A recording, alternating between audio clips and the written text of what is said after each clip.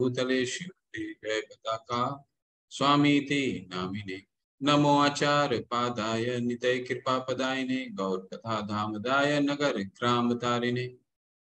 नमो विष्णुपादाय कृष्ण पृष्ठाय भूतले श्रीमते भक्ति वेदांत स्वामी इति नामिने। नमस्ते सरस्वते देवे गौरवाणी प्रचारिणे निर्विशेष शून्यवादी पाश्चात्य देश तारिणे। जय श्री कृष्ण चैतन्य प्रभु नित्यानंदा श्री अद्वैत गदाधर शिवासादि गौर भक्त वृंद। नमो महावदानाय कृष्ण प्रेम पदायते कृष्णाय कृष्ण चैतन्य नामने वरितशे नमः। हरे कृष्णा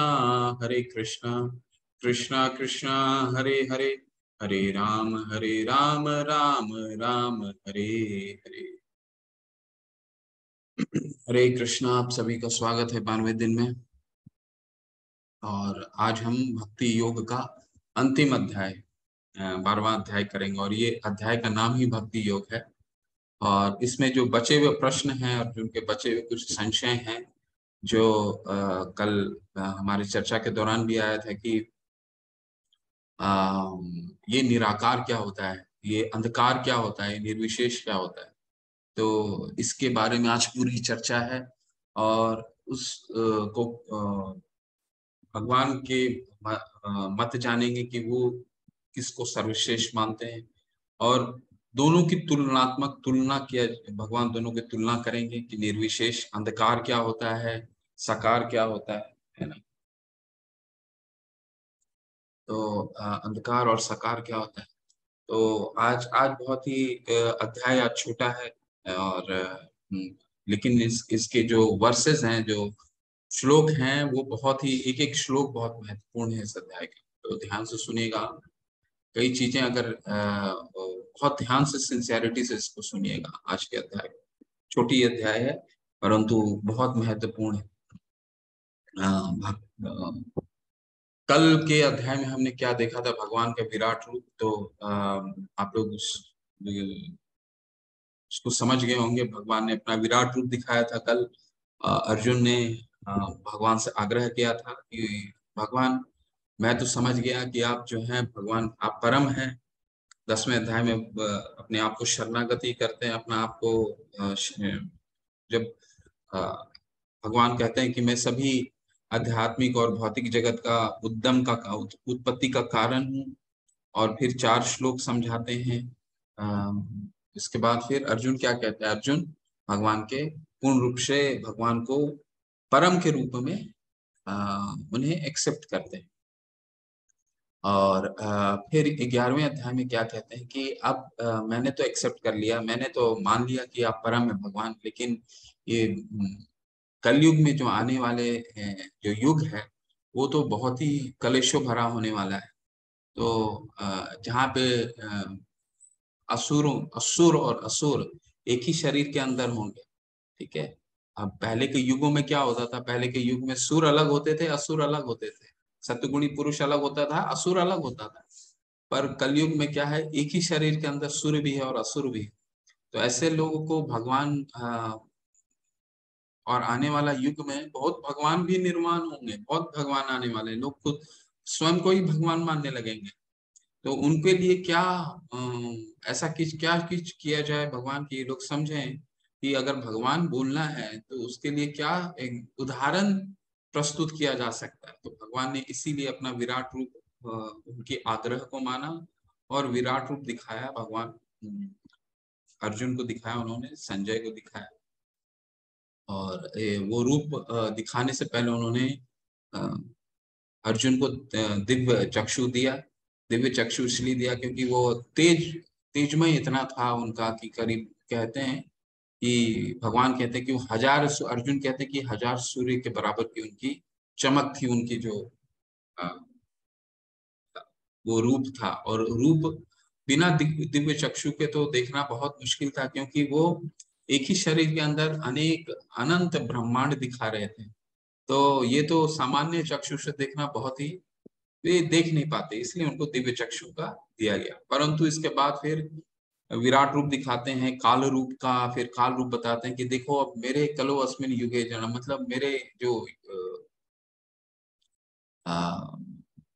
मेरे दांतों के बीच जितने कौरव सेना है पांडव, तुमको छोड़ करके अर्जुन सारे लोग मेरे ये मृत्यु गति को प्राप्त होने वाले हैं। ठीक है, ऐसा करके भगवान समझाते हैं और अपना काल रूप दिखाते हैं। काल रूप दिखने के बाद भयभीत हो जाते हैं कि, और अर्जुन बोलते हैं कि नहीं भगवान बस करिए, आप आ जाइए अपने द्विभुज स्वरूप में। और फिर भगवान अपना चतुर्भुज रूप में आते हैं और फिर अपने द्विभुज रूप में आते हैं। और फिर भक्ति को स्थापित किया जाता है उस अध्याय में कि इन चक्षुओं, ये जो जितने भी रूप उनको दिखाए, खासकर जो अंत वाले रूप है, जो द्विभुजा रूप है, वो भगवान कहते हैं ये मेरा बहुत ही दुष्कर रूप है, देवता लोग भी नहीं देख पाते इसको अच्छे से। ठीक है, तो इसके लिए क्या चाहिए होती है? इसके लिए भक्ति चाहिए होती है। तो आपके मन में ये प्रश्न आता होगा कि क्या देवता लोग भगवान के भक्त हैं? बिल्कुल भगवान के अनन्य भक्त हैं, परंतु वो अपने स्वर्ग में ऐश्वर्य बहुत है ना, भोग बहुत है, तो भोग में लिप्त होने के कारण कभी कभी उनकी भक्ति डगमगाती, तभी तो पताल में गिर जाते हैं ना, जब उनकी पुण्य खत्म हो जाता है। पुण्य शून्य मर्त लोके विशंति, बताते हैं ना भगवान कि जब पुण्य क्षीण हो जाता है तो वो मर्त लोक में आ जाते हैं। तो अंत में क्या बताते हैं कि मेरी भक्ति सिर्फ मुझे अगर अगर देखना है तो केवल और केवल भक्ति के चक्षु से देख सकते हैं। भक्त्या तो अनन्या शक्या अहम एवं विधो अर्जुना ज्ञातुम दृष्टुम तत्वेन प्रविष्टुम च परम तप। सिर्फ भक्ति के चक्षु से मुझे देख सकते हो अर्जुन, इस ये जो मेरा द्विभुज रूप है, नहीं तो इसको देखना बहुत मुश्किल दुष्कर है। ठीक है, तो ये कह करके वो अध्याय समापन करते हैं। और अभी का जो अध्याय है ये पूरे भक्ति योग के इस पूरे भक्ति योग में ही है, भक्ति योग में पूरा विस्तार है।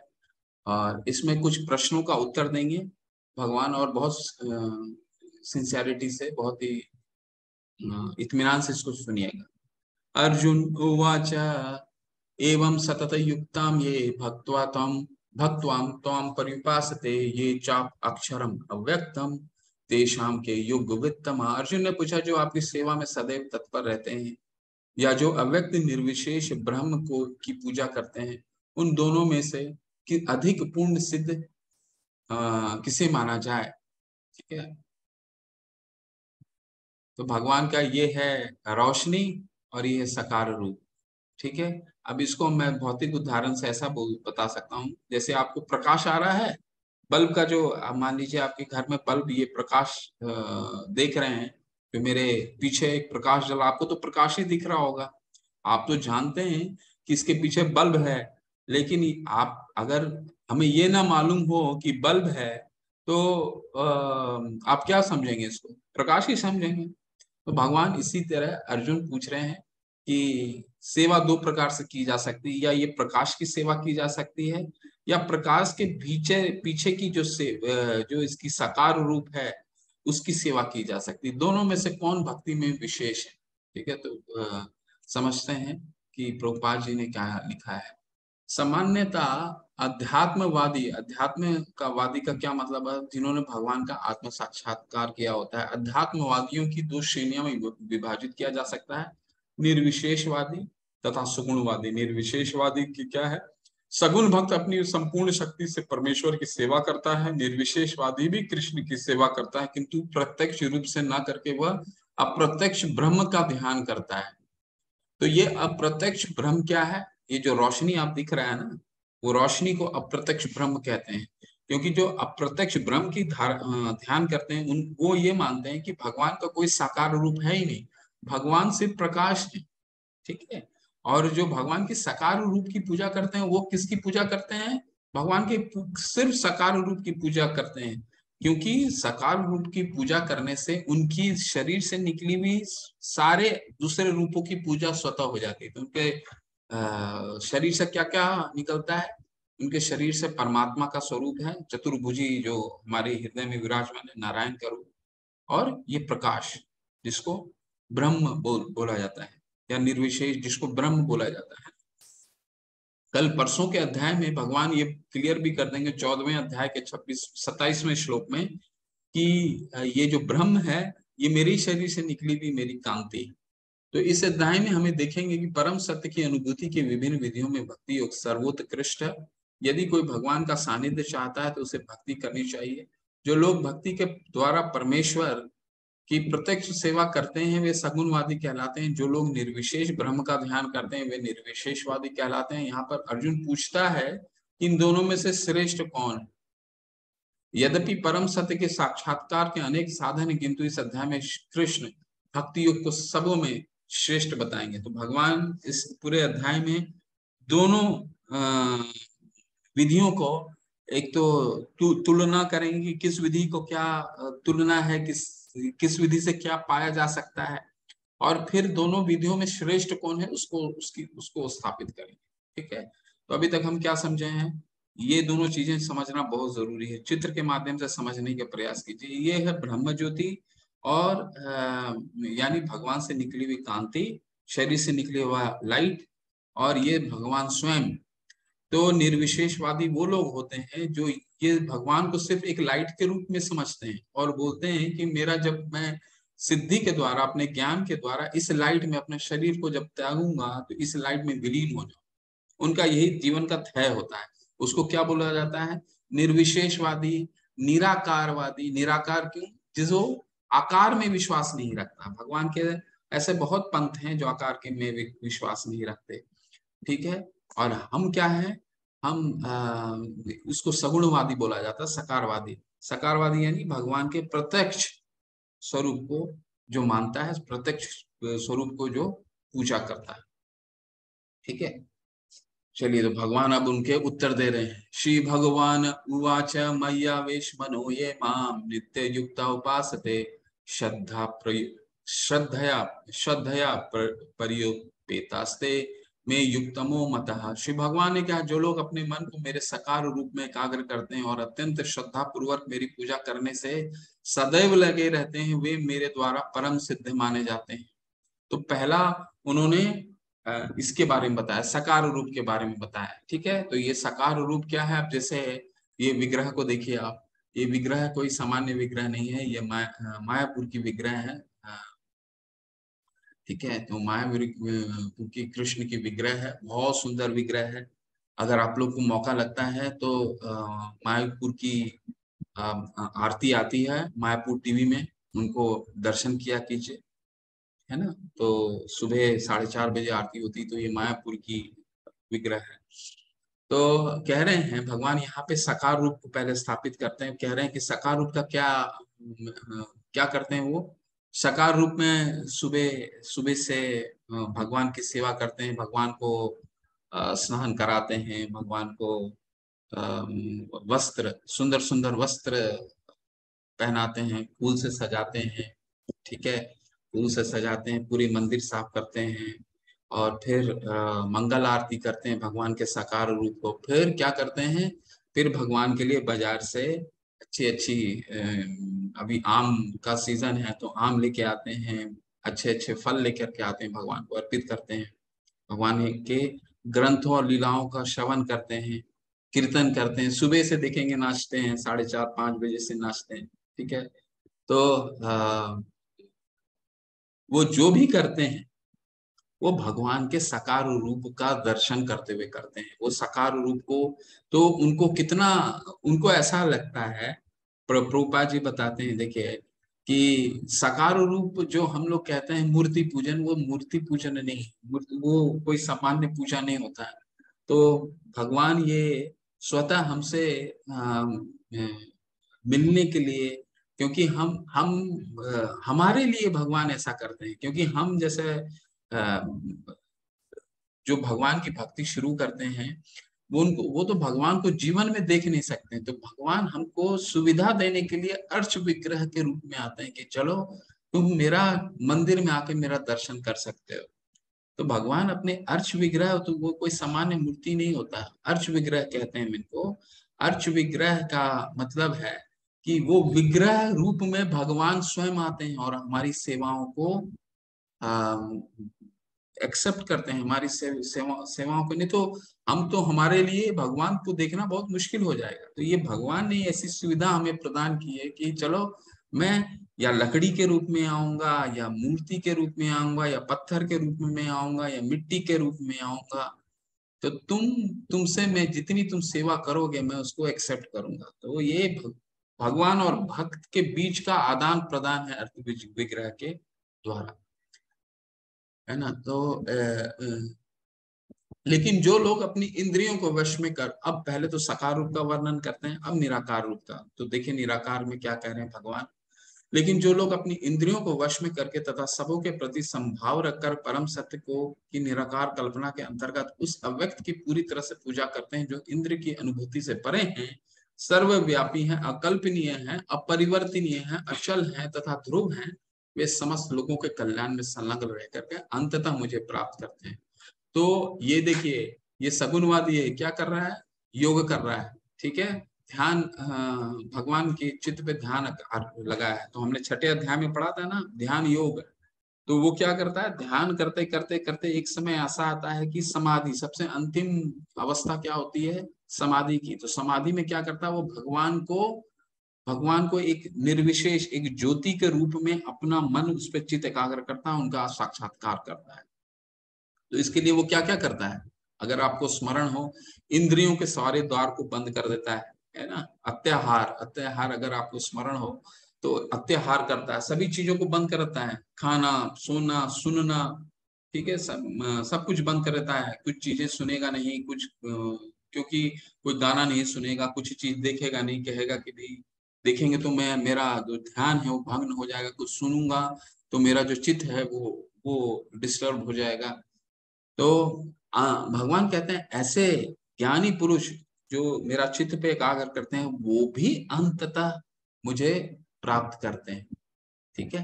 तो पहले उन्होंने साकार को बताया, वो तो प्राप्त करते ही हैं, वो तो मुझे देख के ही सुबह से नाचने शुरू कर देते हैं, मेरे साकार रूप। और जो निराकारवादी होते हैं, जो मेरी ज्योति पे अपना चित्त एकाग्र करते हैं, वो भी, उनको समय लगता है बट अंततः मेरे तक वो भी पहुंचते हैं, ठीक है। तो दोनों में भगवान की प्राप्ति होती है। पर इन दोनों में जब दोनों की प्राप्ति होती है तो अब इन दोनों में श्रेष्ठता को कैसे स्थापित करते हैं वो देखते हैं। बहुत सुंदर श्लोक है ये, और ये श्लोक के माध्यम से भगवान एक विधि को, इस श्रेष्ठता को स्थापित करेंगे। कलेशो अधिकतर अस्तेषाम अव्यक्त आसक्त चेतसाम अव्यक्ता ही गतिर दुखम देह अवधिर वाप्यते। जिन लोगों के मन परमेश्वर के अव्यक्त निराकार स्वरूप के प्रति आसक्त हैं, उनके लिए प्रगति कर पाना अत्यंत कष्टप्रद है। देखिए, कष्टप्रद है, कलेशो भरा है, कलेशो अधिकतर अस्तेषाम, ऐसा क्यों है वो बताता हूँ। देहधारियों के लिए उस क्षेत्र में प्रगति कर पाना अतएव सुदुष्कर होता है। तो भगवान कह रहे हैं कि जो निराकारवादी होते हैं, जो मेरी निराकार रूप में मेरा चित्त एकाग्र करते हैं, कि हम अपने माइंड में एक लाइट को स्थापित करते हैं और उस लाइट पे ही अपना जीवन एकाग्र कर देते हैं, कि यही जो लाइट है, वो लाइट ही, वो ज्योति है, वही पे चित्त अपना एकाग्र कर लेते हैं, ठीक है। तो उनके लिए जो मार्ग है, वो मार्ग बहुत कलेशों भरा है। आते जरूर हैं, अंततः मुझ तक पहुंचते हैं, लेकिन कलेशों भरा है। कैसे कलेशों भरा है, क्यों कलेशों भरा है, तो देखिए, समझिए कि हम अपने जीवन में कभी भी कोई निराकार पे ध्यान क्या लगा सकते हैं, क्योंकि हमने हर कुछ हमेशा फिजिकल फॉर्म में हर कुछ को देखते हैं, क्योंकि हमारा स्वयं का शरीर फिजिकल फॉर्म में है। हर चीज को हम फिजिकल फॉर्म में देखने में, साकार रूप में देखने में आदी होते हैं, एक्सपीरियंस करते हैं। किसी चीज को किसी चीज को जिसका रूप नहीं है, उस पे अपना चित्त एकाग्र करना बहुत ही दुष्कर होता है, पहला, ठीक है। क्योंकि हमारा खुद का शरीर साकार है, हमने आज तक किसी निराकार को, निराकार पे एकाग्र करने का हमारा, प्रभुपाद जी बताते हैं, हमारा वो करना हमारे लिए बहुत मुश्किल है, ठीक है। ठीक है, हमने कर भी लिया कि कोई ध्यान योगी कर लेता है, बहुत प्रयत्नों के बाद, बहुत कलेशों के बाद भगवान का ज्ञान लेता है, भगवान के ज्योति पे अपना चित्त एकाग्र कर लेता है। फिर क्या, फिर ऐसा कि वो अपने आप को उस ज्योति पे लीन भी कर दिया, वहां पहुंच भी गया, मान लीजिए वहां पहुंच जाता है। फिर क्या होगा, फिर तो देखेगा कि यहाँ तो अंधकार ही अंधकार है, सारा यहाँ कुछ है ही नहीं, मैं नाचू किसके लिए।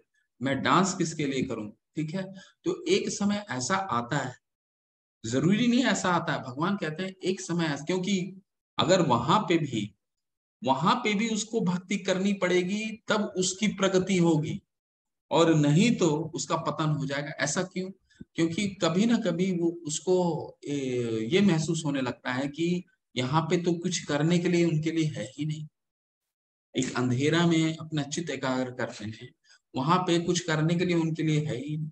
तो कभी ऐसा हो सकता है कि वो कुछ चीजों को देखने, महसूस करने, प्राप्त करने के लिए दोबारा उनका पतन होता है, और वो इस धरती पे आते हैं कि मैं किसी साकार, यहाँ वहां तो जाकर के मैं बोर हो गया, मैं दोबारा साकार रूप की साधना करता हूँ। इसीलिए कई आप मायावादी, इनको मायावादी भी बोला जाता है, निराकारवादी भी बोला जाता है। ये इनका क्या होता है, कभी कभी आप आपने सुना होगा, या फिर कभी कभी इनके साथ ऐसा होता है कि इनको चित्त एकाग्र करते करते करते जब ये बोर हो जाते हैं कभी कभी, तो ये पुण्य का कार्य करने लग जाते हैं। ठीक है, क्योंकि उनमें उनको कुछ साकार रूप दिखता है, कि अस्पताल के लिए कार्य करने लग जाएंगे, कुछ अनाथालय बना लेंगे। ठीक है, तो इसलिए आप कई मायावादी, मैं नाम नहीं लेना चाहूंगा, कई निर्विशेषवादी पंथ हैं जो कई अस्पताल बनवाते हैं, कई स्कूल बनवाते हैं। ठीक है, क्यों ऐसा करते हैं? क्योंकि उनका वहां पे मन नहीं लगता, वहां पे मन नहीं लगता, वापस आ जाते हैं और इन चीजों में खुशियां ढूंढने लग जाते हैं। और भगवान का साकार वादी क्या करता है, उसको तो वहां से मन चित हटता ही नहीं, भगवान का साकार रूप देकर सुबह से रात तक नाचता है। सुबह से मैंने आपको पूरा विधि बताया, आरती करता है, उनके लिए नृत्य करता है, उनकी लीलाओं का श्रवण करता है, किताब, उनके बुक डिस्ट्रीब्यूशन करता है, लोगों को जाकर के भगवान से फिर जोड़ता है। तो उनको अस्पताल, विद्यालय की आवश्यकता नहीं पड़ती उनको, क्योंकि उनको वो ये मानते हैं कि अगर मैंने किसी को भी भगवान से जोड़ दिया तो उसकी जीवन का उसका जीवन सुखमय होना तय है। उसे अस्पताल और स्कूल बनवाने बनवाने की आवश्यकता नहीं पड़ती खुशी पाने के लिए। क्योंकि मायावादी क्या करते हैं, कभी कभी अस्पताल के द्वारा अपने आप को खुश करना चाहते हैं। ठीक है, तो इसीलिए एक और उदाहरण प्रभुपाद जी बहुत अपने अच्छे तात्पर्य, आप लोग पढ़िएगा, प्रभुपाद जी बताते हैं कि लेटर बॉक्स है, लेटर बॉक्स में आप, अब तो लेटर बॉक्स नहीं होता, अब तो ईमेल हो गया, तो लेटर बॉक्स का प्रयोग नहीं होता। पहले लेटर बॉक्स का जब प्रयोग होता था, आप लोग कई लोग जानते होंगे, लेटर बॉक्स का प्रयोग पोस्ट ऑफिस करता था। तो लेटर बॉक्स में कई बहुत पहले लेटर बॉक्स, एक तो पोस्ट ऑफिस द्वारा अधिकृत होते थे, एक अनधिकृत भी होते थे, प्राइवेट लोग भी चलाते थे लेटर बॉक्स। तो आप अगर अपनी लेटर बॉक्स, लेटर अधिकृत यानी पोस्ट ऑफिस द्वारा अधिकृत, ऑथोराइज जिसको कहा जाता है, अगर उसमें लेटर डाला जाता था तो उसको गंतव्य में पहुंचना निश्चित होता था, चाहे वो देर सवेर जब भी पहुंचा, पहुंचता जरूर था। लेकिन प्राइवेट में भी अगर कोई डालता था, क्योंकि प्राइवेट वाले क्या करते थे, बहुत जगह लेटर बॉक्स डाल देते, तो वहां पे भी डाला जा सकता था, लेकिन उसकी कभी कभी गारंटी गारंटी नहीं होती। तो प्रभुपाद जी कहते हैं कि निर्विशेषवादी वही अनऑथराइज लेटर बॉक्स की तरह है। हम भक्ति तो करते हैं, भक्ति कर सकते हैं, लेकिन हम जब अंधकार में पहुंचते हैं तो वहां भी हमारी भक्ति कंटिन्यू करना पड़ेगा, तब भगवान का हम धाम को जाएंगे, नहीं तो हमारा पतन निश्चित है। ठीक है, वो कलेशों भरा है, कलेशों अधिकतर, वहां कोई इंजॉयमेंट नहीं है, कोई आकर्षण नहीं है। जो आकर्षण यहाँ है, जो भगवान की लीलाओं का श्रवण कीर्तन करने में, वो आकर्षण वहां पे नहीं है। ये भगवान इस तत्व, दोनों दोनों तत्व को कंपेयर कर करके फिर भक्ति को स्थापित करते हैं। ठीक है, अब भक्ति को उन्होंने स्थापित कर दिया तो क्या है, ये तु सर्वाणि कर्माणि मनि मयि सनस्य मत्परः अनन्येव योगेन माम ध्यानन्त उपासते तेषाम् अहम समुद्धर्ता मृत्यु संसार सागरात् भवामि न चिरत पार्थ मय्ये वेशित चेतसाम। जो अपने सारे कार्यों को मुझ में अर्पित करके तथा अविचलित भाव से मेरी भक्ति करते हुए मेरी पूजा करते हैं और अपने चितों को मुझ पर स्थित करके निरंतर मेरा ध्यान करते हैं, उनके लिए हे पार्थ, मैं जन्म मृत्यु के सागर से शीघ्र, जन्म मृत्यु के सागर से शीघ्र उद्धार करने वाला हूँ। तो देखिए, दो तरीका हो सकता है। भगवान क्या कह रहे हैं, दो तरीका है। या हम भगवान की ज्ञानी बने, जो निर्विशेषवादी, वो क्या करते हैं, ज्ञान अर्जित, ज्ञान में उनको भी कोई कमी नहीं है, और कभी कभी वो बहुत ज्ञानी होते हैं, क्योंकि वेदों का अध्ययन बहुत होता है उनको, ठीक है। पर उनका डायरेक्शन कभी कभी कलेशों भरा हो जाता है। भगवान कहते हैं वो क्या करते हैं, वो ये मृत्यु संसार सागर, भगवान कह रहे हैं कि ये जो सारा भौतिक जगत है एक सागर के रूप में है। वो कैसा सागर है, मृत्यु मृत्यु संसार सागर। तो ये इस सागर को वो अपने ज्ञान के द्वारा स्वतः ही तैरना शुरू करते हैं। तो हम कितना भी अच्छे स्विमर हो जाएं, कितने भी अच्छे स्विम करना सीख लें, हम अच्छे तैरना सीख लें, परंतु हमारा डूबना कभी कभी 50-50% चांस होता है कि हम सागर में भी डूब जाएं। अगर हम बहुत अच्छे तैराक भी हों, बहुत अच्छे ज्ञानी भी हों, तब भी डूबने का चांसेस रहता है। परंतु भगवान क्या कहते हैं, अगर मेरी साकार रूप की भक्ति करोगे तो क्या होगा, मैं स्वयं तुमको आऊंगा मृत्यु संसार सागरात से उठाने के लिए, जैसे चित्र के माध्यम से देखने का प्रयास करते हैं। तो कहने का क्या तात्पर्य है, कहने का इसका, भगवान क्या खुद को स्वयं हमें लेने आते हैं। तो कल क्लास में हमारे कक्षा में चर्चा हुआ था, एक माता ने पूछा था कि ये जो हरे कृष्ण महामंत्र करते हैं, ये मंत्र का मतलब क्या है, ये मंत्र का क्या अर्थ होता है। तो ये मंत्र का अर्थ होता है कि हम माँ राधा रानी से प्रार्थना करते हैं कि मुझे भगवान के प्रति आकर्षण दिलाइए माँ, ठीक है। जैसे बच्चा, छोटा बच्चा जब होता है, हम हाथ ऊपर क्यों करके बोलते हैं, हरे कृष्णा कृष्णा कृष्णा हरे हरे, हरे राम राम राम हरे हरे। हाथ क्यों ऊपर करते हैं, हाथ इसलिए ऊपर करते हैं कि हम भी भगवान के आगे बच्चे बनते हैं। क्योंकि जैसे छोटा बच्चा माँ के सामने रोता है ना कि मेरी माँ मुझे अब सहारा दो, माँ मुझे सहारा दो, वैसे ही हम भगवान को पुकारते हैं कि राधा रानी मुझे भगवान के प्रति आकर्षण दिलाइए, भगवान राधा रानी मुझे भगवान के प्रति आकर्षण दिलाइए, हरे कृष्णा कृष्णा कृष्णा हरे हरे। ठीक है, राधा रानी ने आकर्षण तो दिला दिया, ये पहला दिखाता है। तो दूसरा क्या है, हरे कृष्णा कृष्णा कृष्णा हरे हरे, हरे राम राम राम हरे हरे। जब हमें आकर्षण आ गया तो क्या करना है, हमें हमें अपने भगवान को, भगवान की सेवा करनी है। किस लिए सेवा करनी है, हरे राम राम राम हरे हरे। राम का मतलब क्या होता है, राम का नाम मतलब भगवान राम से भी है और दिव्य आनंद से भी है कि मेरे राधा रानी मुझे भगवान के, कृष्ण के प्रति इतना आकर्षण दे दीजिए कि मैं सेवा से उनको दिव्य आनंद दे सकूं।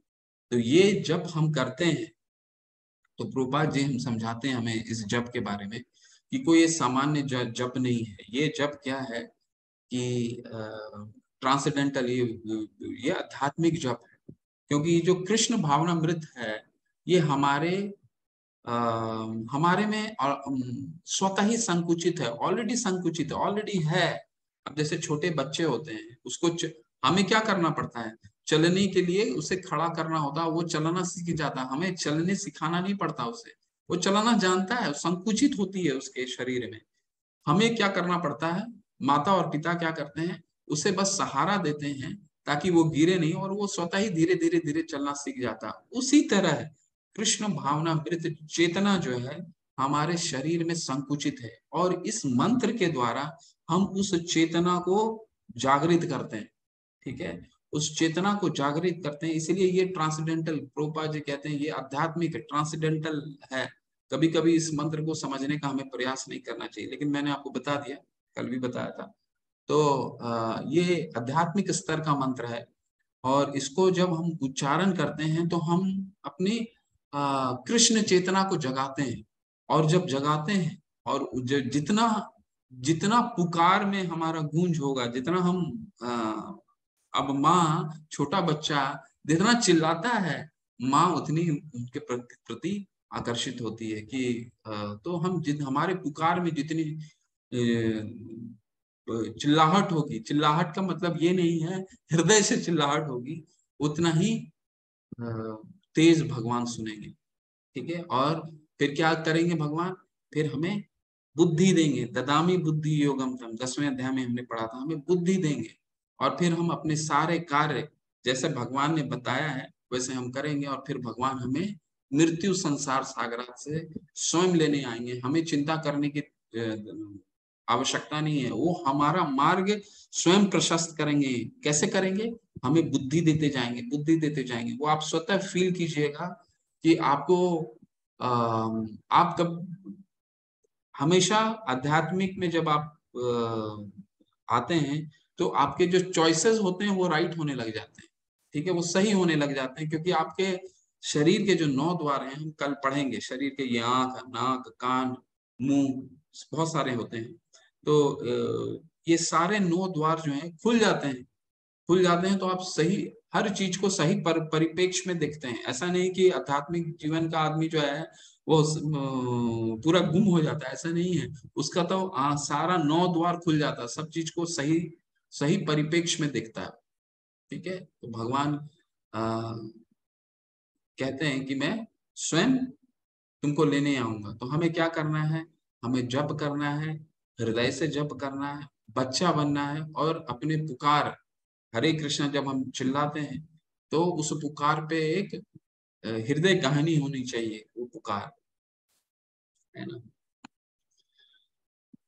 मय्ये मन अधस्तस्व मयि बुद्धि निवेशय निवश्यसि मय्येव अतः अतः उद्धरण संशय। बहुत सुंदर अब आने वाला है। अब भगवान अपने भक्ति के तरीकों के बारे में बताएंगे कि तुम ऐसे कर सकते हो, ये नहीं कर पाएंगे तो वो कर पाना, वो नहीं कर पाओगे तो वो कर पाना। बहुत सुंदर है, सुनिएगा इसको।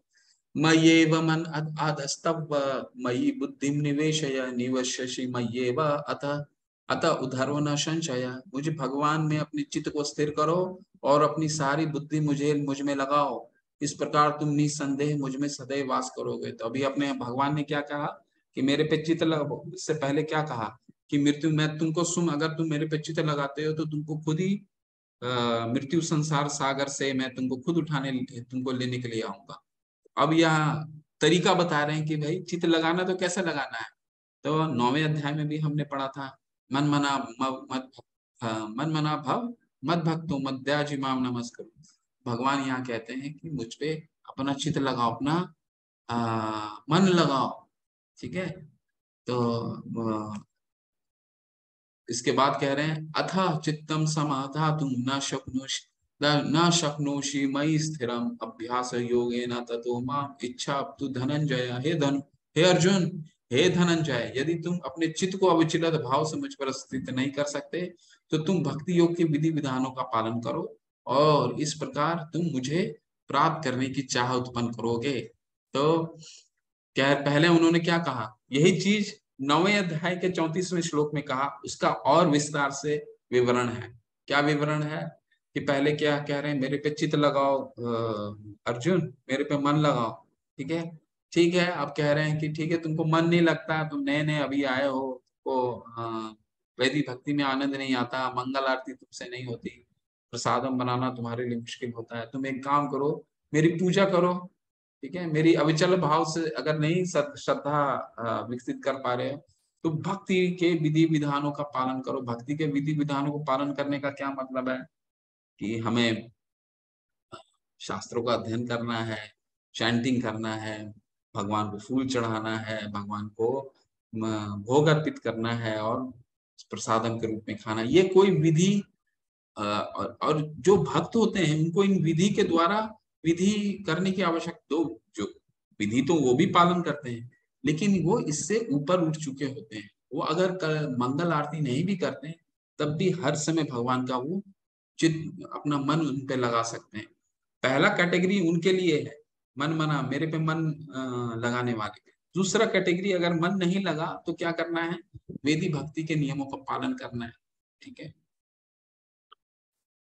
आप कह रहे हैं कि ठीक है, आप इसके बाद कहेंगे कि ठीक है तुम अगर मेरे पे मेरी भक्ति भी नहीं कर सकते तो क्या करो। ये देखो, ये देखिए आप लोग, अभ्यास से अपो अभ्यासे अपि असमर्थो असि मत कर्म परमो भव मदर्थम कर्माणि कुर्वन्ति सिद्धिम अवाप्स्यसि। यदि तुम भक्ति योग्य की विधि विधानों का भी अभ्यास नहीं कर सकते तो मेरे लिए कर्म करने का प्रयत्न करो, क्योंकि मेरे लिए कर्म करने से तुम पूर्ण अवस्था सिद्ध प्राप्त हो जाओगे। ठीक है, तो भगवान अभी क्या कह रहे हैं कि ठीक है तुम मेरे लिए भक्ति नहीं कर सकते। कई घरों में ऐसा हो सकता है ना कि नए नए भक्ति शुरू करते हैं तो परिवारजन में बहुत विरोधाभास आता है। ये क्या करने लग गया, कहीं साधु तो नहीं बन गए, कहीं ये तो नहीं हो गया, कहीं तुम्हारे भौतिक से आसक्ति तो नहीं हो जाओगे, ये भय आने लग जाता है परिवारजन में। तो कह रहे हैं ठीक है, अगर शुरू में तुम वेदी भक्ति के नियमों का पालन नहीं करते हो तो क्या करो, तुम मेरे लिए कर्म करो। मेरे लिए कर्म क्या करो कि भाई आप हम कुछ अपनी कमाई करते हैं, अपनी सैलरी लाते हैं, उससे मंदिर, कहीं मंदिर बन रहा है उसमें दान करें। किताबें छप रही हैं, किताब छपने में हम अपना सहयोग दें। तो इस तरह करेंगे तो भगवान कह रहे हैं कि कभी ना कभी हम मुझ पे आसक्ति आएगी, और ऐसी आसक्ति आते आते तुम मेरी पूजा भी करने लगोगे, और पूजा करते करते वेदी भक्ति को नियमों का पालन करते करते एक ना एक दिन ऐसा होगा कि मेरे पे चित्त लगाओगे। ठीक है, तो ये प्रोसेस है। अब कह रहे हैं ये हमने पढ़ा था ना, यत करोषि यत अश्नासी यत जुहोषि तदासी यत तपस्यसि कौन्तेय तत्कुरुषव मदर्पणम, 9वें अध्याय में पढ़ा था ना। अभी हमने पढ़ा क्या कि मेरे लिए कर्म करो। भगवान ने ये कर्म करने की विधि बताई है ना, मैं 27वें श्लोक में 9वें अध्याय का, कि मेरे पे जो भी करते हो मेरे मुझे अर्पित करते हुए करो, है ना। ठीक है, अब कोई किसी भगवान के लिए कर्म भी नहीं कर पाता, उसका भी विकल्प देते हैं भगवान। क्या विकल्प है, देखिए, अथैत अथैदत अपि अशक्तो अशि कर्तुम मद योगमाश्रितः सर्व कर्म फलम त्यागम तत् कुरु यतात्मवान। अगर हालांकि आप इस चेतना में काम करने में असमर्थ हैं तो अपने काम के सभी परिणामों का त्याग देने की कोशिश करें और आत्मस्थित होने की कोशिश करें। ठीक है, तो अब भगवान कह रहे हैं ठीक है तुम मेरे लिए कर्म नहीं कर सकते तो एक काम करो, तुम अपने फल को त्याग दो। ठीक है, अपने फल को त्याग दो। जैसे कई लोग करते हैं ना, देश सेवा, समाज सेवा, तो इसमें या फिर हम धन धन कई जगह चैरिटी में अपना धन दे देते हैं, भगवान को लिए दे देते हैं, भगवान के लिए कर्म नहीं कर पाए, तो इस तरह हम अपने फल का त्याग कर सकते हैं। ठीक है, भगवान कहते हैं कि फल फल का अगर त्याग कर रहे हो तो कभी ना कभी मेरे लिए कर्म करने लगोगे। कर्म करते करते कब ऐसा समय आएगा कि मेरी पूजा करने लगोगे। पूजा करते करते ऐसा समय आएगा कि मेरी चिंतन करोगे, है ना। अब एक और विकल्प देते हैं, चलिए ये भी नहीं हुआ तो क्या करो, श्रेयो ही ज्ञान अभ्यासा ज्ञानम ध्यानम विशेष्यते ध्यान कर्म फलम त्यागम सत्यागच्छन्ति अनंतरम।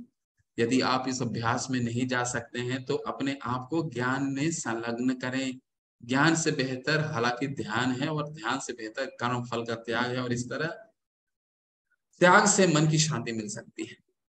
तो भगवान कह रहे हैं यहाँ पे कि ठीक है, अगर तुम मेरे लिए फल का त्याग भी नहीं कर सकते तो क्या करो, मेरे लिए तुम मेरा ज्ञान अर्जन करो, लीलाओं मेरे ग्रंथों का अध्ययन करो। तो ग्रंथों का अध्ययन करेंगे तो एक ना एक दिन भगवान के प्रति हमारी आसक्ति होगी और फल का त्याग करने लगेंगे। फल का त्याग करते करते आसक्ति होगी, भगवान के लिए कर्म करेंगे, भगवान के लिए कर्म करते करते आसक्ति होगी तो क्या करेंगे, भगवान की पूजा भी करेंगे। भगवान की पूजा करते करते एक बार आसक्ति आएगी तो भगवान पे चित्त भी एकाग्र कर सकेंगे। तो ये 5 स्टेप प्रोसेस है, 5 स्टेप का प्रोसेस है। भगवान यहाँ क्या बताते हैं, दोबारा समराइज करते हैं इसको। भगवान पहले बताते हैं मेरे में मन लगाओ, फिर बोलते हैं ठीक है तुमको मेरे पे मन नहीं लगता तो मेरी पूजा करो, फिर बोलते हैं मेरी पूजा नहीं कर सकते हो तो मेरे लिए कर्म करो, मंदिर बनवाओ, मेरी बुक डिस्ट्रीब्यूशन में सहायता करो। ठीक है, कर्म नहीं कर पाते हो तो अपने कर्म का फल का त्याग करो, अपनी गाढ़ी कमाई को मेरे पे लगाओ। ठीक है, समाज सेवा करो मेरे नाम पे। ठीक है, फिर कहते हैं कि ठीक है मेरे फल का त्याग भी नहीं कर सकते तो क्या करो, मेरे लिए ज्ञान अर्जित करो। ठीक है, तो इन ये प्रोसेस है, भगवान हमें कितना सरलता से समझा रहे हैं कि इन नियमों के द्वारा तुम मुझ तक आ सकते हो, मेरी मेरी आसक्ति कर सकते हो। और फिर क्या करेंगे भगवान? मृत्यु संसार सागरात से हमें खींच करके लेकर के जाएंगे।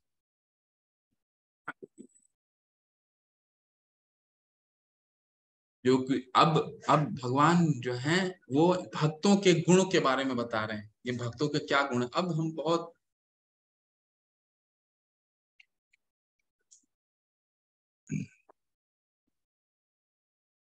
बहुत सुंदर सुंदर स्थिति होने वाली है कि भक्तों के गुण क्या होते हैं, ये आपको रिलेट कर सकते हैं। जो किसी से द्वेष नहीं करता, लेकिन सभी जीवों के का दयालु मित्र है, जो अपने को स्वामी नहीं मानता और मिथ्या अहंकार से मुक्त है, जो सुख दुख में संभाव रहता है, सहिष्णु है, सदैव आत्मतुष्ट रहता है, आत्म संयमी है, तथा जो निश्चय के साथ मुझ में मन तथा बुद्धि को स्थिर करके भक्ति में लगा रहता है, ऐसा भक्त मुझे अत्यंत प्रिय है। भगवान, आप भी सोच रहे होंगे भगवान कितना एक्सपेक्टेशन कर रहे हैं कि बोल रहे हैं कि द्वेष नहीं करो मेरे पे, दयालु मित्र बनो, मेरी जो मिथ्या अहंकार से मुक्त होता है, दुख सुख में संभाव रहता है। तो देखिए, हमें जीवन की में 3 मूल्यों को स्वीकार करना है। ये 3 मूल्य हमारे जीवन में बहुत बहुत महत्वपूर्ण है। अगर इन 3 मूल्यों को हम अपनाते हैं अपने जीवन में, तो ये सब सब स्वतः हो जाता है। एक पहला, हमें प्रकृति के नियमों को समझना है और उनका पालन करना है। प्रकृति की क्या नियम है? प्रकृति के नियम क्या है कि भगवान भोक्ता है और हम उनके सेवक हैं। ठीक है, तो हमें हमें स्वामित्व से हटना है। हमें किसी चीज के ऊपर अपने आप को स्वामित्व से अपने आप को हटाना, और प्रकृति को समझना है कि ये प्रकृति के भोक्ता सिर्फ भगवान है, हर चीज के ओनर भगवान है। और भगवान ने हमारे लिए आ, कुछ चीजें दे रखी हैं। हमको उन चीजों का ही उपयोग करना है, उनसे ज्यादा हमें नहीं उपयोग करना है। अब सोचने का प्रयास कीजिए कि गाय एक दूध देती है, ठीक है। भगवान ने कितना अच्छा प्रकृति में नियम बना रखे हैं। उस प्रकृति का नियम का विदोहन सिर्फ मनुष्य करता है। कैसे? गाय दूध देती है, अब वो गाय दूध स्वयं कभी नहीं पीती, ठीक है, कभी नहीं पीती। वो मनुष्य के लिए दूध देती, वो हमारे लिए दूध देती, ठीक है। परंतु हम क्या करते हैं, हम दूसरे का भी चीज खाते हैं जो हमारे लिए निमित्त नहीं है, ठीक है। हम दूसरे का चीज भी उपभोग करते हैं जो हमारे लिए निमित्त नहीं है। भगवान क्या कहते हैं? ईशा वाशमिदम सर्वम यत् किंचन जगत्याम जगत तेन तत्तेन भुंजनता माम ग्रद का शिव धनम, ये ईशोपनिषद का मंत्र है।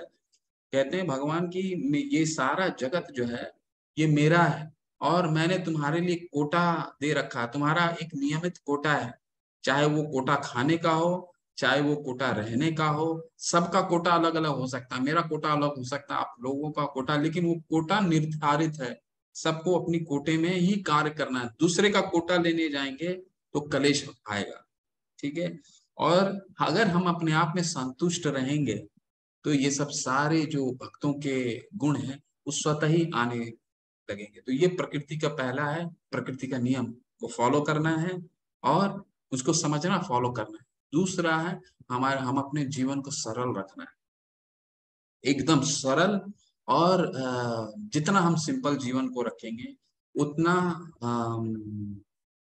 अब कई लोगों को आपने देखा होगा कि 3 3 मोबाइल लेकर के चलते हैं। उनको ऐसा लगता है कि चतुर 4 हाथ चाहिए उन 3 मोबाइल को, है और सब एक साथ बजता है। तो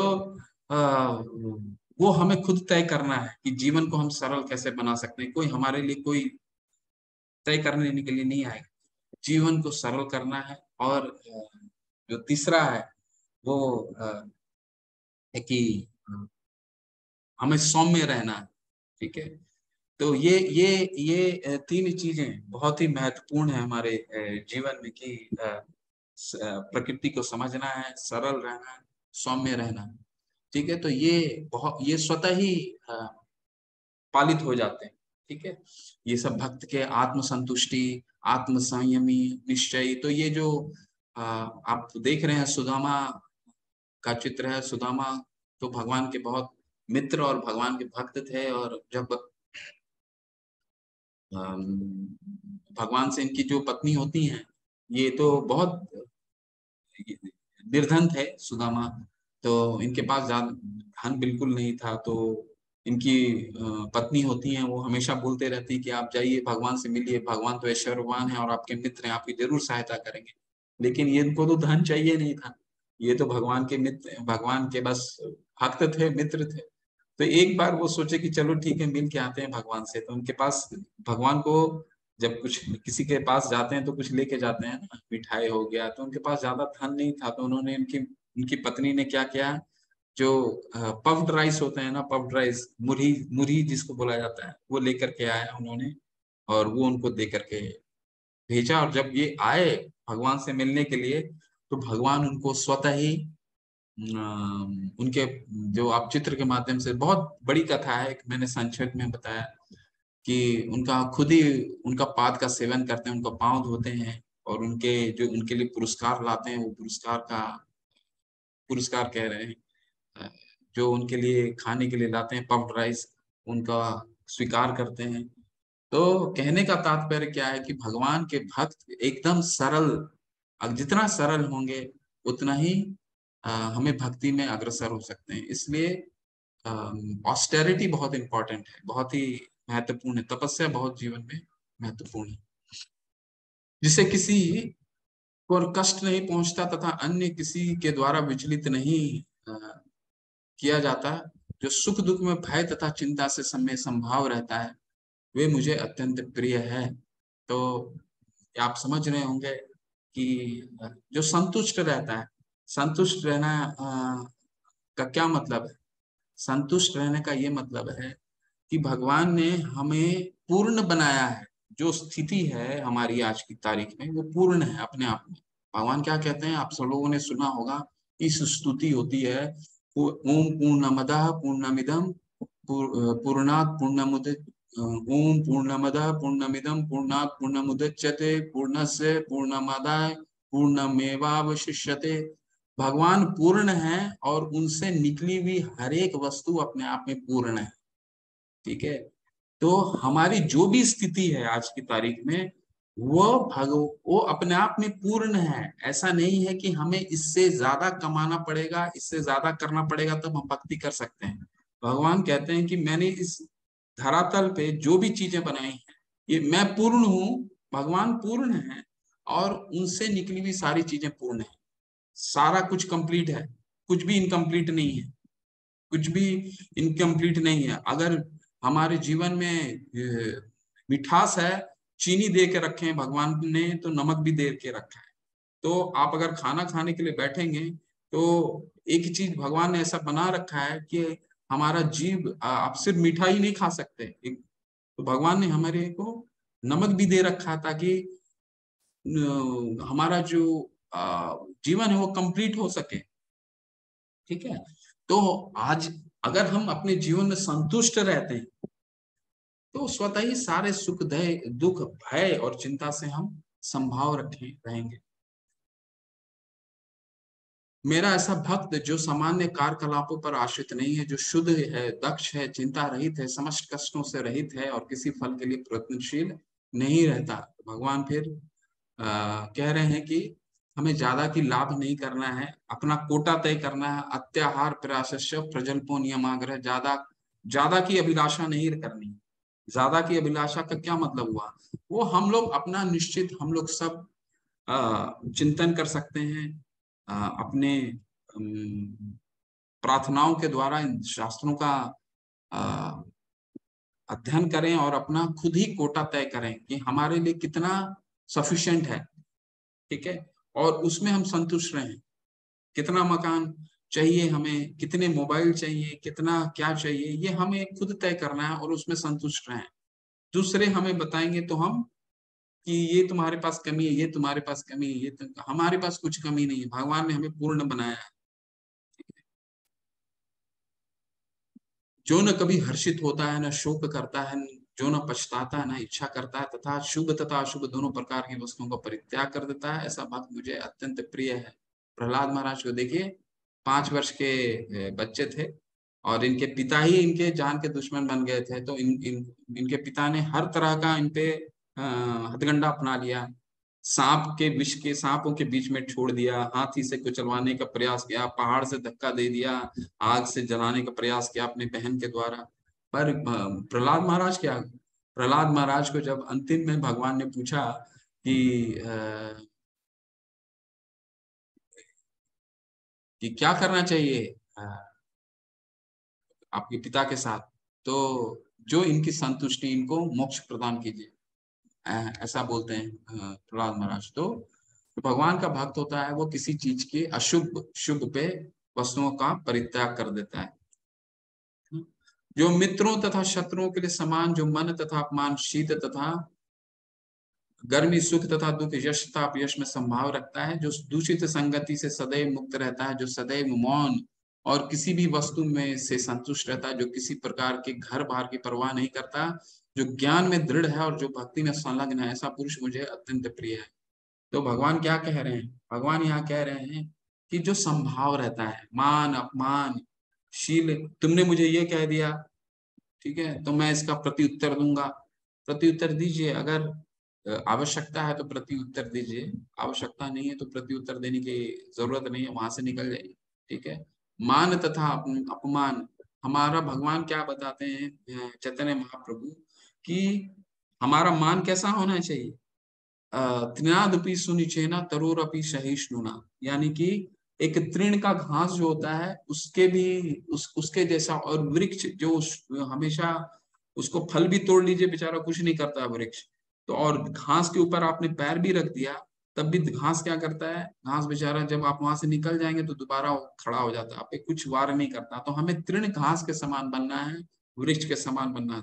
तो आप सोचते होंगे अरे मैं तृण के समान बनूंगा, कोई भी कोई मेरे ऊपर वॉक ओवर करके चला जाएगा, कुछ ऐसे ही बोल के चला जाएगा, ये कहने का तात्पर्य नहीं है। हम इसको समझने कैसे समझ सकते हैं, हमें इतनी आध्यात्मिक शक्ति विकसित करनी है कि इन चीजों से ऊपर उठना होगा हमें, ठीक है, तब हम क्रोध क्लेश इन सब चीज से ऊपर उठ सकते हैं।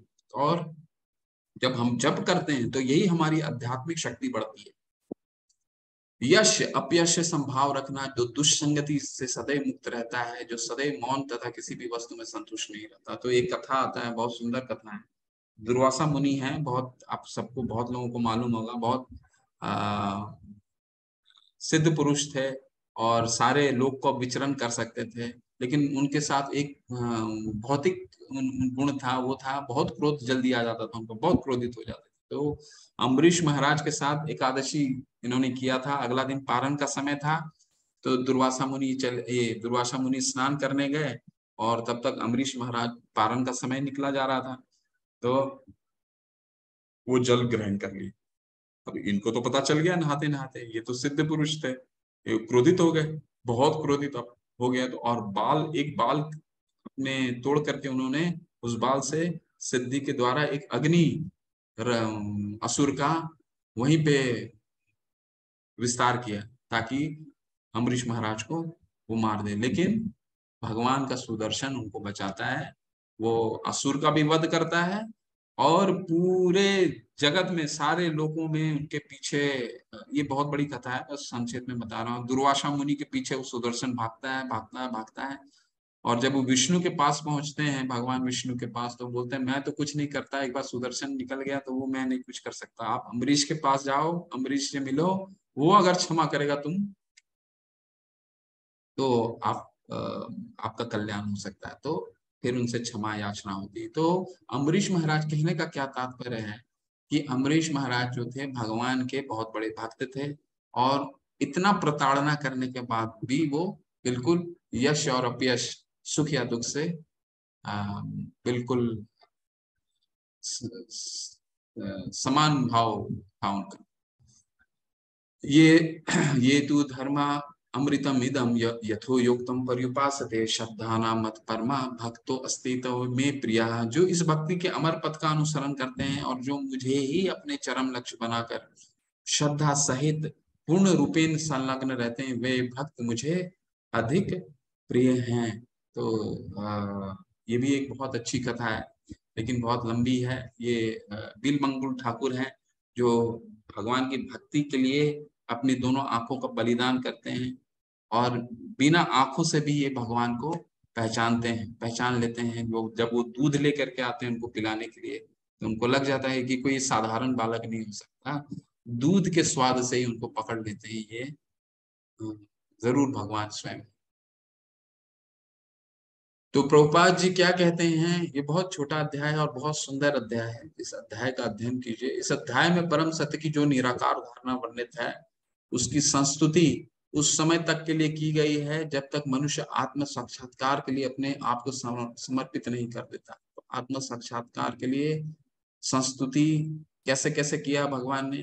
पहले तो बोला है कि आप मेरे पे मन लगाइए, मन नहीं लगता तो मेरी पूजा कीजिए, पूजा नहीं कर पाते हैं तो मेरे लिए कर्म कीजिए, कर्म नहीं कर पाते हैं तो मेरे कर्म फल का त्याग कीजिए, फल का त्याग नहीं कर पाते हैं तो मेरे लिए ज्ञान अर्जित कीजिए।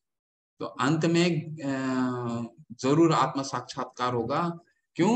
क्योंकि ज्ञान अर्जित करते करते कभी भी तुम फल का त्याग करोगे, फल का त्याग करते करते कर्म करोगे, कर्म करते करते कभी ना कभी तुम मेरी पूजा करोगे, पूजा करते करते मेरे पे कभी ना कभी तुम आसक्त भी हो जाएगा। दूसरे शब्दों में, जब तक उसे शुद्ध भक्ति की संगति करने का अवसर प्राप्त नहीं होता, तब तक तभी तक निराकार की धारणा लाभप्रद हो सकती है। परम सत्य की निराकार धारणा में मनुष्य कर्म फल के बिना कर्म करता है और आत्मा तथा पदार्थ का ज्ञान प्राप्त करने के लिए ध्यान करता है। ये तभी तक आवश्यक है जब तक शुद्ध भक्ति की संगति प्राप्त न हो। सौभाग्यवश यदि कोई शुद्ध भक्ति में सीधे कृष्ण भावनामृत में संलग्न हो, तो उसे आत्म साक्षात्कार के इतने सोपान पार नहीं करने होते। तो प्रभुपाद जी क्या कहते हैं कि अगर कोई शुद्ध भक्ति में संलग्न है तो इतना उसको करने की आवश्यकता नहीं पड़ती। वो भगवान की, बस भगवान के लिए पूर्ण रूप से समर्पित है। वो अपने आप उसका आत्म साक्षात्कार, भगवान बुद्धि देते हैं उसको, उसका आत्म साक्षात्कार होता है। ठीक है। भगवत गीता के मध्य के 6 अध्याय में जिस प्रकार भक्ति का वर्णन हुआ है, वह अत्यंत हृदय ग्राही है। तो ये आपका दूसरा भाग, आप सबको बहुत बहुत बधाई। आज आपका दूसरा भाग समाप्त होता है और ये सबसे महत्वपूर्ण भाग था इस पूरे अध्याय का। पूरे गीता का ये जो 6 सेक्शन है, 7 से लेकर के 12 तक, भक्ति योग, ये अत्यंत हृदय ग्राही है। तो ये बहुत छोटा अध्याय है। कोशिश कीजिए आप लोग कि जब भी एकादशी हो तो इस अध्याय का करीबन 27 श्लोक हैं, मुझे स्मरण हो 27 श्लोक हैं शायद। प्रभु जी श्लोक 20 श्लोक है सिर्फ शायद। हाँ 20 श्लोक हैं, 27 जी शायद 5वें श्लोक में 20 श्लोक हैं। तो 20 श्लोक हैं, लेकिन ये बहुत ही हृदय ग्राही श्लोक है। बहुत, एक एक श्लोक बहुत महत्वपूर्ण है और हमें ये बताता है कि भक्ति करने की विधि किस तरह की जा सकती है। और 2 विधियों को, दो तत्व को भगवान समझाते हैं और श्रेष्ठता को स्थापित करते हैं कि साकार रूप जो है वो श्रेष्ठ है। क्यों? क्योंकि जो निराकार है वो कलेशों भरा है, कलेशों अधिकतर तेषाम अव्यक्त आसक्त चेतस। ठीक है। तो ये बहुत ही सुंदर अध्याय है और कल से हम ज्ञान योग करेंगे 13 से लेकर के 18 तक। 18 तो वैसे आप कंक्लूजन है, पर कल से ध्यान योग शुरू हो, ज्ञान योग शुरू होगा। हरे कृष्ण। हरे कृष्ण प्रभु जी, दंडवत प्रणाम। प्रश्न ले लेते हैं। आज मैं ज्यादा प्रश्न नहीं लूंगा कृष्णा प्रभु जी, मुझे कहीं जाना है थोड़ा, तो मैं 5 जी 7 प्रभु। 15 मिनट प्रश्न के लूंगा। और जी जो प्रभु भी कोई। जिनका भी प्रश्न है वो नोट करके रखिए, कल मैं बाकी के प्रश्न ले लूंगा। जी प्रभु जी। प्रभु जी सैमसन SM हैंड रेस किया है। हरे कृष्णा, अनम्यूट कीजिए। हरे कृष्णा। सैमसन SMA प्रभु 52। मुझे एक मिनट समय दीजिए, मैं अभी आता हूँ। आप जी प्रभु। जी प्रभु।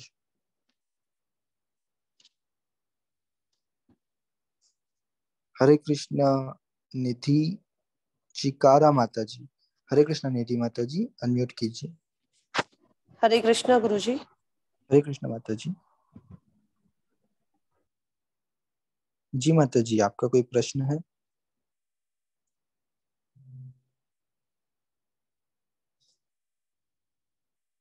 हरे कृष्णा निधि माता जी, आपका कोई प्रश्न है? हाँ गुरुजी, आवाज आ रही है? हाँ जी माता जी, आ रही है। अच्छा, मैं ये बोल रही थी जैसे कि आज गुरुजी ने हमें दो रूप बताए हैं भगवान के, जो मतलब हम लोग मानते हैं, सकार रूप और निराकार रूप। तो हमें जो पूजा पाठ अपनी करनी चाहिए वो सकार रूप को लेकर करनी चाहिए ना? जी माता जी, क्योंकि माता जी जो निराकारवादी होते हैं वो एक प्रकाश की पूजा करते हैं। और अब हम जानते हैं कि प्रकाश कहाँ से आ रहा है। प्रकाश जो है वो भगवान के श्रीअंग से ही आ रहा है, वो भगवान का अंश है। अभी माता जी एक एग्जांपल से मैं समझाता हूँ। अगर सूरज है तो सूरज में से रोशनी निकलती है, रोशनी में से सूरज थोड़ी निकलता है। हम जब बोलते हैं कि रोशनी आ रही है तो रोशनी कहाँ से आ रही है? सूरज में से आ रही है ना। तो हाँ सूरज जी। जो है वो परम पुरुषोत्तम भगवान श्री कृष्ण है, और वो रोशनी जो है वो एक ब्रह्म ज्योति है। वो निराकारवादी उसकी पूजा करते हैं, क्योंकि उन्हें इतना ज्ञान नहीं होता है कि परम सत्य क्या है। वो ज्योति जो है वो ब्रह्म ज्योति, वो प्रकाश के पीछे वो प्रकाश आ कहाँ से रहा है। हाँ जी। अच्छा, तो और एक माता चीज जी, और पूछनी थी, जैसे कि हम लोग मंदिर वगैरह जाते हैं, वहां पर प्रसाद वगैरह चढ़ाते हैं, ये सारी चीजें भी इसी में आती हैं? मतलब पूजा पाठ हम जो कृष्णा की भक्ति कर रहे हैं, ये सब भी काउंट होती है हमारी?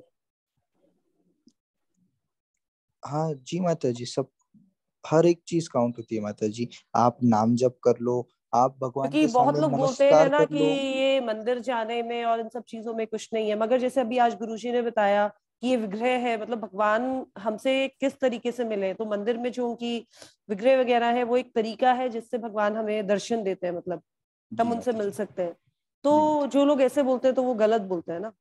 जी माता जी, सब लोग अभी अभी के जमाने में लोग बोलते हैं कि सिर्फ मन से याद करना चाहिए, हम तो हाँ, मन कोई से लोग याद कर बोलते हैं लेते कि हैं, मंदिर में जाके मंदिर घंटी जाने की क्या बजाने में जरूरत कुछ है। नहीं रखा है, तो थोड़ा सा जी लगता है माता कि हम जी, लोग कई बार खुद को ऐसे लगने लगता है कि हम जो मंदिर जाते हैं, पूजा कर नहीं रहे हैं, माता ये जी, शायद गलत है। नहीं माता जी, ये बिल्कुल सही है माता जी। आपको अगर आगे से कोई ऐसा बोले कि आप मन से याद कर लो, तो आप उनके सामने बोल दो, आप प्रति प्रश्न कर लो कि आप मन से खाना खा सकते हो? आपके सामने हम खाने की थाली रख देते हैं, आप मन से खाना खा लो। या आपको कुछ कहीं जाना है तो आप मन से चले जाओ। उस चीज को हाँ करने जी, के आप लिए सही क्रिया बोल करनी रहे हैं। जरूरी है ना माता जी। हाँ जी, खाना हाँ खाने जी। के लिए खाना, मतलब प्रॉपरली खाना खाना पड़ेगा। पर हम मन से थोड़ी खाना खा सकते हैं। अगर हाँ जी, सामने हमारे सामने प्रसाद रखा है तो हम प्रसाद को मन से थोड़ी पा सकते हैं, हमें हाँ उसको जी। मतलब प्रॉपरली पाना पड़ेगा ना। हाँ, तो अगर फिजिकली हमें हमें भक्ति उसको करनी खाना। है तो फिजिकली भी हमें हमने मन तो अंतःकरण तो शुद्ध रखना ही है, पर हमें भगवान की भक्ति फिजिकली भी करनी है माता जी।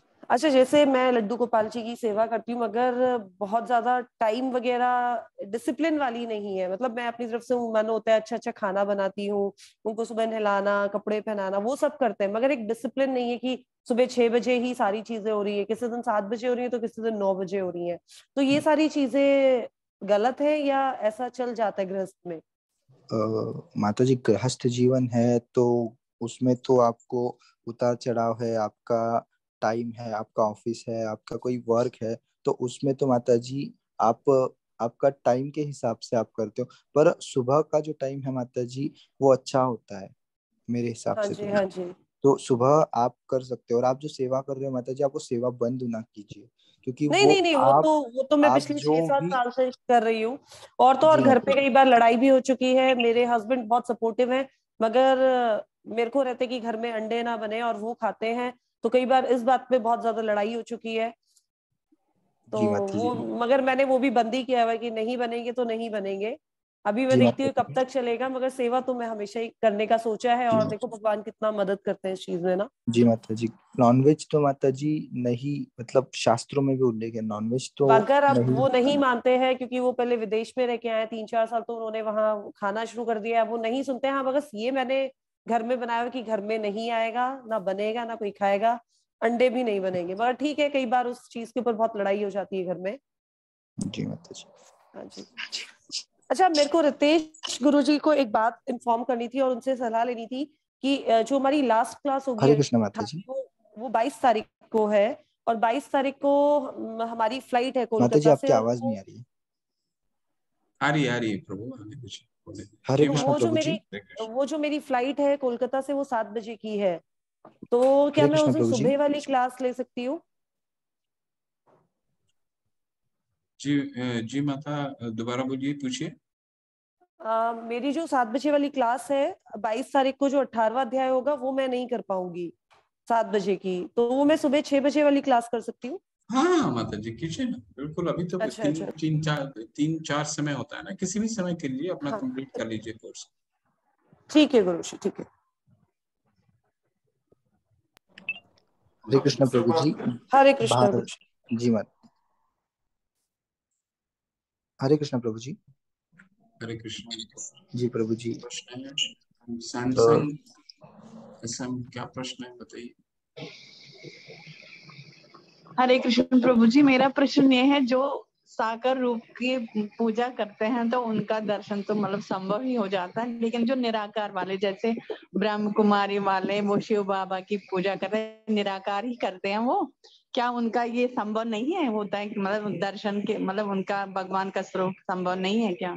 नहीं नहीं, बिल्कुल संभव है माता जी। भगवान का दोनों में प्राप्ति संभव है। भगवान ने तो बताया ही है तीसरे श्लोक में, आज तो हमने पढ़ा कि साकार में भी संभव है और निराकार में भी संभव है, परंतु निराकार का जो निराकार में ज्यादा समय लगता है क्या, मतलब उसमें? कलेशों भरा होता है, कलेशों भरा होता है, क्योंकि आपको जब हम ब्रह्म अवस्था में पहुंच जाते हैं, तो ऐसा नहीं कि वहां पे भी आपको छोड़नी पड़ेगी भक्ति। वहां पे भी आपको सकार रूप की तक पहुंचना ही पड़ेगा। वहां पर भी जा करके आपको सकार रूप की आराधना करनी पड़ेगी। ब्रह्म पहले भूत साकार रूप की, प्रसन्न। फिर उसके बाद निराकार।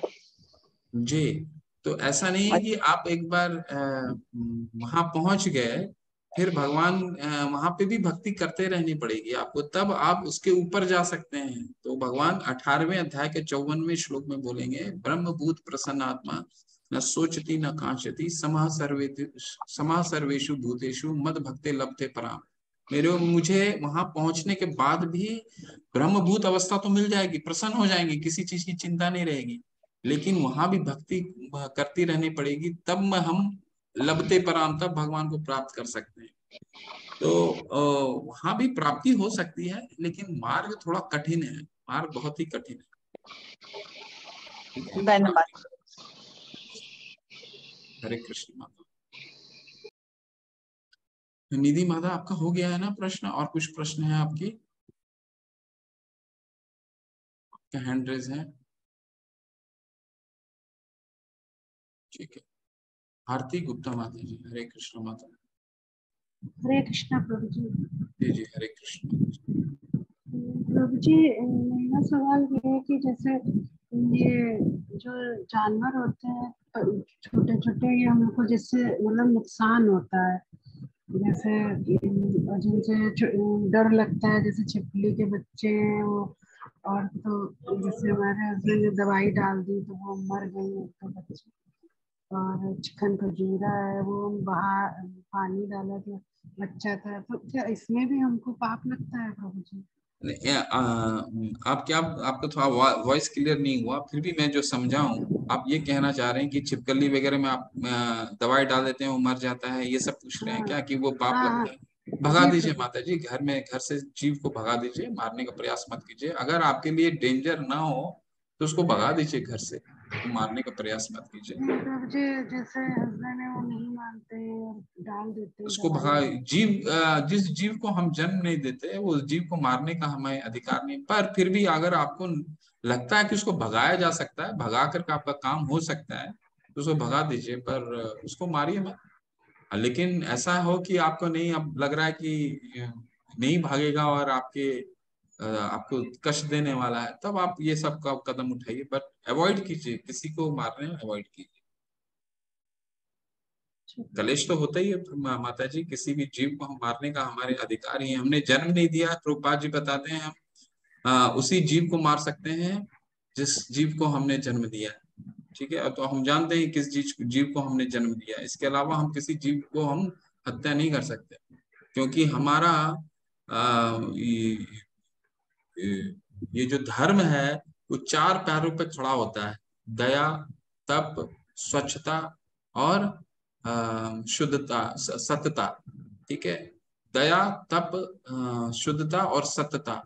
तो हमारा जो दया का भावना है वो क्या संकुचित, जो हमारे 4 प्रिंसिपल होते हैं, इस्कॉन में 4 प्रिंसिपल फॉलो करते हैं, no meat eating, no intoxication, no illicit sex और नो गैम्बलिंग।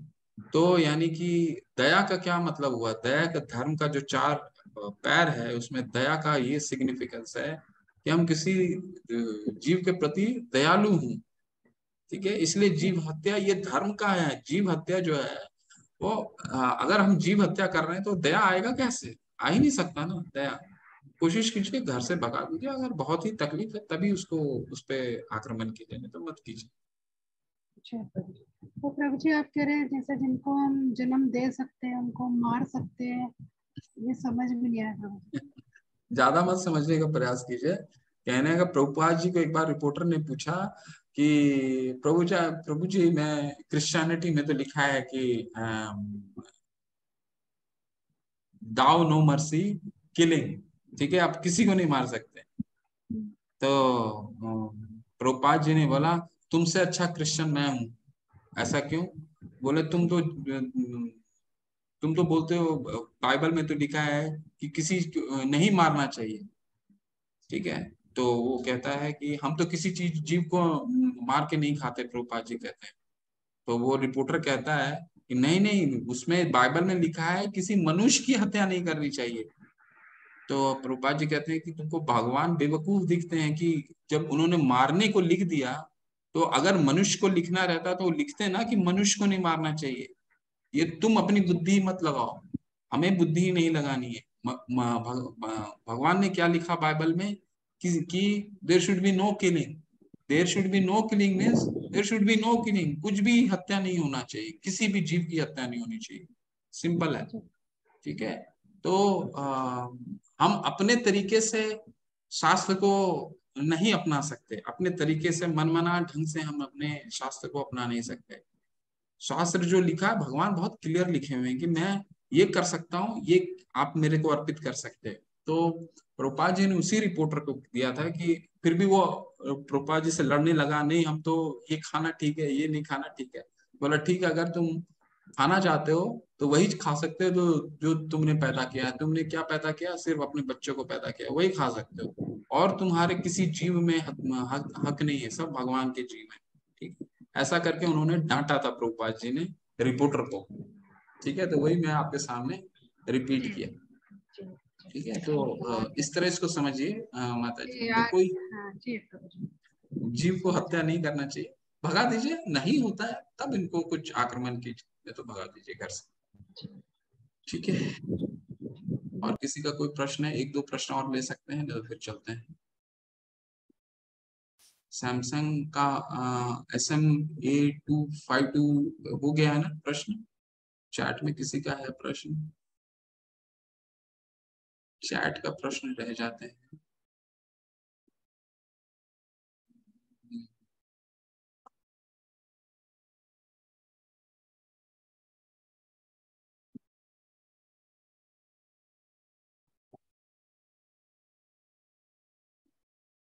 और किसी का कोई प्रश्न नहीं है?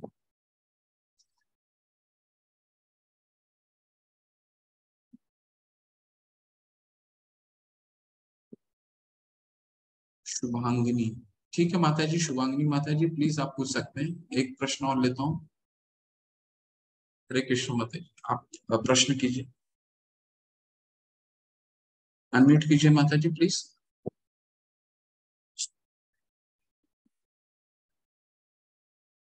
शुभांगिनी माता जी अनम्यूट कीजिए।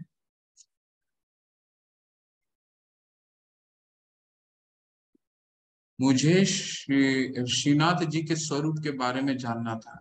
माता जी मुझे थोड़ा सा ज्ञान कम है श्रीनाथ जी के स्वरूप के बारे में, परंतु आपको बता दूंगा 18 अध्याय से पहले आपको अध्ययन करके जरूर बताऊं। ठीक है, तो मैंने ज्यादा मेरा श्रीनाथ जी के स्वरूप का अध्ययन नहीं है मैं, लेकिन आपके प्रश्न का उत्तर जरूर, थोड़ा पेशेंस रखिए, मैं 2-3 दिन में दे दूंगा। सार्थक सिंह प्रभु का प्रश्न ले लेते हैं। हरे कृष्णा प्रभु जी। जी जी माता जी, हरे कृष्ण, बोलिए प्लीज।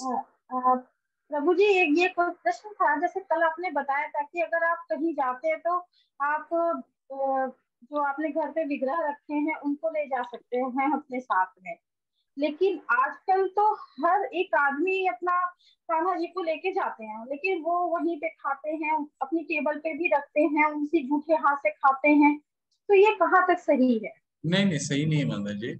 मैंने अर्च विग्रह को नहीं ले जाने के लिए बोला माता जी। कल माता जी लड्डू गोपाल को लोग अब जी जी फैशन में आ चुका है कि लोग अपने साथ ले लेके जाते हैं और उसी जगह खा भी रहे हैं, उसी जूठे हाथ से भगवान को भी खिला रहे हैं, तो ये कहाँ तक सही है? नहीं नहीं, ठीक नहीं है, वो ठीक नहीं, क्योंकि वो भगवान है, लड्डू गोपाल के रूप में, वो अर्च विग्रह के रूप में भगवान है। उनको उसी तरह वात्सल्य प्रेम में हम हैं, लेकिन वो प्रेम को पाने के लिए पहले हमें भक्ति के स्तर को पार करना पड़ेगा, तब हम किसी को भगवान को बच्चे के रूप में एक्सेप्ट कर सकते हैं। अब ऐसा नहीं कि हम बच्चे को ऐसे ही, हमने एक लड्डू गोपाल को ले आया घर में और हम उनको अपने बच्चे की तरह मान रहे हैं, ऐसा नहीं है माता जी। हम भगवान के प्रेम को, रस को, चाहे वात्सल्य रस हो, माधुर्य रस हो, कोई भी रस हो, तब प्राप्त कर सकते हैं जब हम भक्ति के स्तर तक पहुंच जाएं। नहीं तो वो प्रेम भगवान हमें वो आदान प्रदान नहीं कर पाएंगे। हम ऐसे ही किसी को भगवान के लड्डू गोपाल को ला करके उनकी लड्डू गोपाल की तरह सेवा कर रहे हैं, इसका मतलब ये नहीं कि भगवान भी हमसे एक्सेप्ट करते हैं। नहीं, हमें पहले भक्ति के स्तर तक आना होगा, तब वो रस का आदान प्रदान होगा। रस का आदान प्रदान बिना भक्ति के स्तर तक आए हुए नहीं हो सकता माता जी, किसी भी भाव में नहीं हो सकता। ठीक है, तो जो आप प्रक्रिया बता रहे हैं वो तो गलत है। पहले तो हमें वेदी भक्ति के नियमों का पालन करना होगा, बहुत शुद्धता से पालन करना होगा, तभी हम वैदिक भक्ति के नियम बहुत सिंपल हैं और उसको एकदम दृढ़ता से पालन किया जाना चाहिए। चाहे कोई भी घर में आप अर्च विग्रह रख रहे हैं, सिंपल रखिए, ना ही जब जहां भी मंदिर रखते हैं, अर्च विग्रह रखते हैं, ऑल्टर रखते हैं, पूरा जब भी जाएं शुद्धता के साथ जाएं, स्नान करके जाइए, उनको स्पर्श कीजिए, स्नान किए हुए स्थिति में स्पर्श कीजिए, उनका दर्शन कीजिए। तो उनको एक आपको शुद्धता से ही कार्य करना पड़ेगा, नहीं तो नहीं करिए। ठीक है तो प्रभु जी, जैसे कहीं जाना होता है तो घर पे लॉक लगा के जाते हैं, तो फिर वहां पर जब मंदिर में जो हमने विग्रह बैठा रखे हैं उनकी सेवा फिर कैसे करें? हाँ, नहीं माता जी, ये तो तकलीफ आती है गृहस्थ जीवन में, तो इसीलिए कहते हैं प्राण, जो भी गृहस्थ रहते हैं उनके घरों में प्राण प्रतिष्ठा नहीं की जाती है। प्राण प्रतिष्ठा मत करवाइए कभी भी अर्च विग्रह की, जो गृहस्थ में रहते हैं।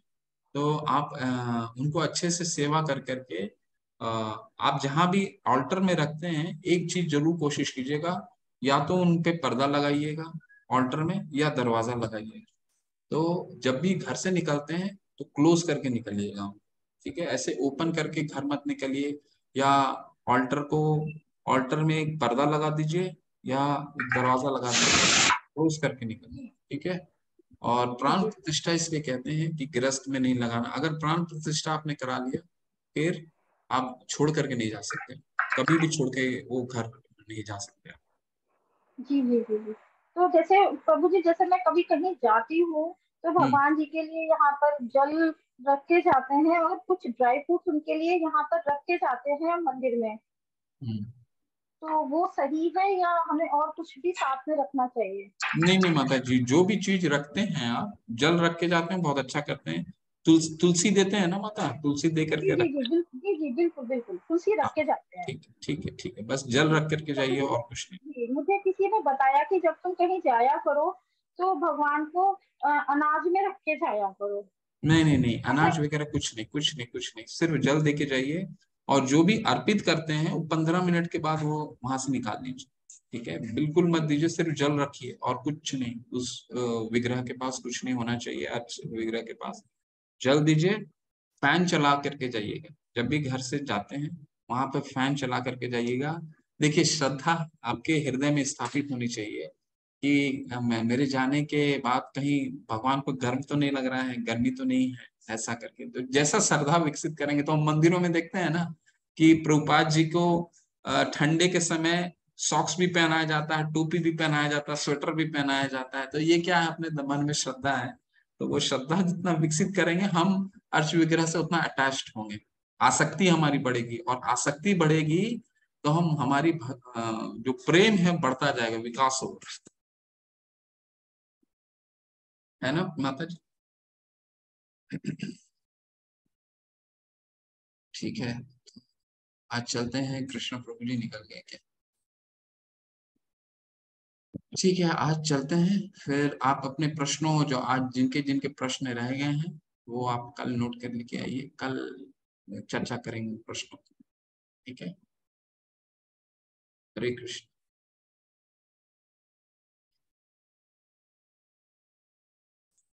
वांछा कल्पतरुभ्यश्च कृपा सिन्धुभ्येव च पतितानां पावनेभ्यो वैष्णवे भयो नमो नमः। अनंत कोटि वैष्णव वृंद की जय, शिला प्रभुपाद की जय। हरे कृष्ण आप सभी को, हरे कृष्ण।